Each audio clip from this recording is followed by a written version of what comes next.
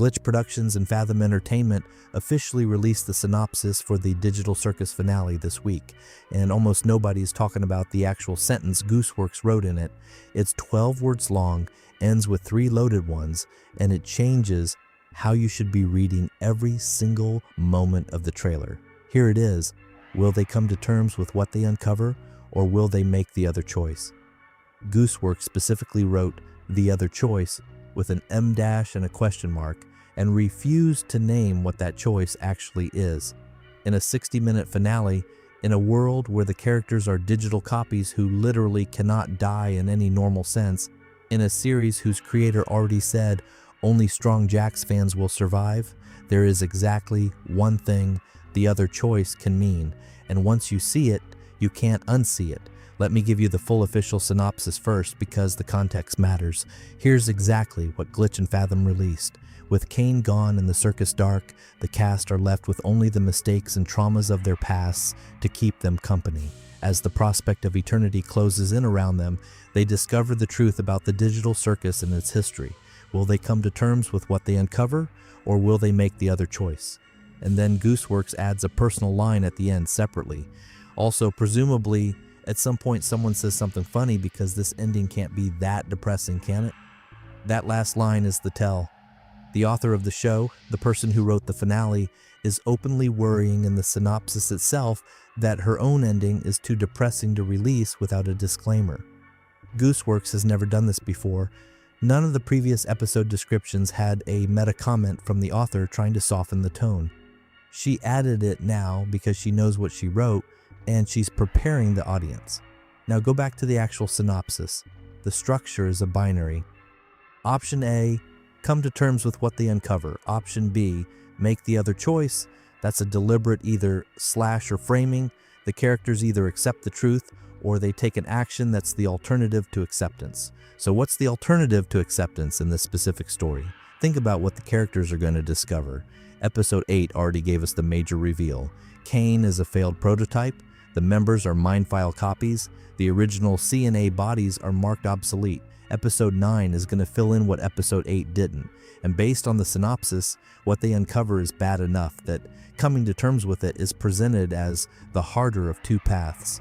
In most stories, accepting a hard truth is the heroic choice. In this synopsis, acceptance is presented as one option, and the other choice is presented as the easier or more tempting one.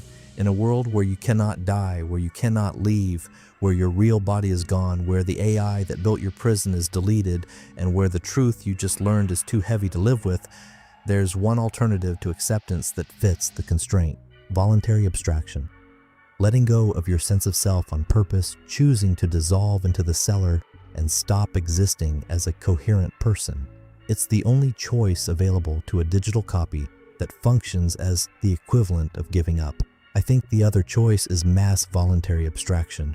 I think the question of Episode 9 is which characters choose to keep existing as themselves and which characters choose to dissolve.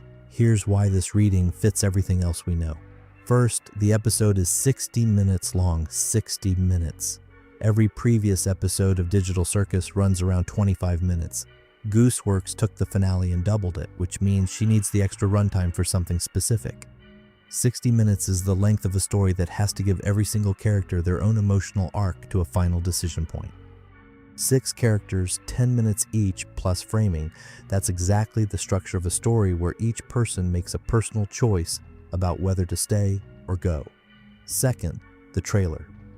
We already talked about Pomni crying for real, Jax having flashbacks, and possibly starting to abstract, Regatha breaking down, Gangle voluntarily putting her old plastic mask back on, Zubul frozen in their starting configuration.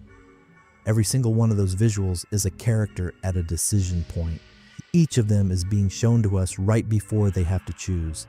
The trailer isn't showing us the climax, it's showing us the moment before the climax. 6 people sitting with a question. Third, the theatrical release. Glitch is putting this finale in actual movie theaters from June 4th through June 7th, 15 days before the YouTube drop. Fathom Entertainment is the distributor, and Fathom is owned by AMC, Cinemark, and Regal. This is a real full-scale theatrical release in the US, Canada, Latin America, and Japan. Glitch has never done this before. Murder Drones never got a theatrical release. The Has-Been Hotel pilot never did. This is the first Glitch series in their history to receive a cinema premiere, and it's specifically for the finale, and the runtime is 93 minutes when combined with Episode 8. They are positioning Episode 9 as a feature film. You don't put something in theaters if it's a normal 25-minute episode of a YouTube show. You put something in theaters if it has the emotional weight of a feature film and the audience is going to need a dark room and strangers around them to process it. Fourth, Gooseworx confirmed officially that there will not be a Season 2. Direct quote from Tumblr, "I don't really think there could be a Season 2.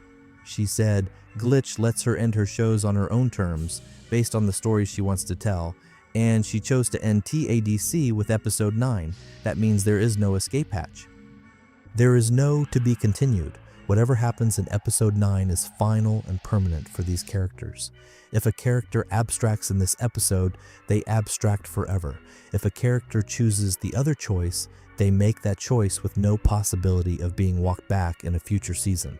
Now combine all four of these, a 60-minute final episode that the creator herself calls almost too depressing to release, a theatrical premiere that treats it as a feature film, a confirmed no Season 2 finality, a trailer where every character is shown at their breaking point, and an official synopsis that frames the central conflict as accept the truth or make the other choice. I think Episode 9 is going to be about each member of the circus deciding whether to keep existing or to voluntarily abstract. I think Pomni will be the one who chooses to stay.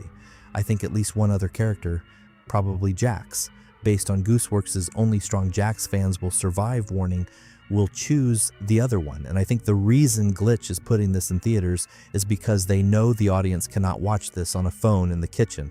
It's going to require sitting still in the dark with no distractions the way you watch a film about something heavy. Tickets for the last act are on sale now through Fathom Entertainment, Cinemark, Regal, and most major chains. Theatrical run is June 4th to June 7th. YouTube and Netflix release is June 19th. If you want to see the finale before the rest of the world, you have until early June to get tickets, and based on what I've just walked through, I genuinely think you should. Drop in the comments what you think the other choice actually is. And if you think I'm wrong about voluntary abstraction, give me a better reading. I want to be wrong about this one. That's it. See you.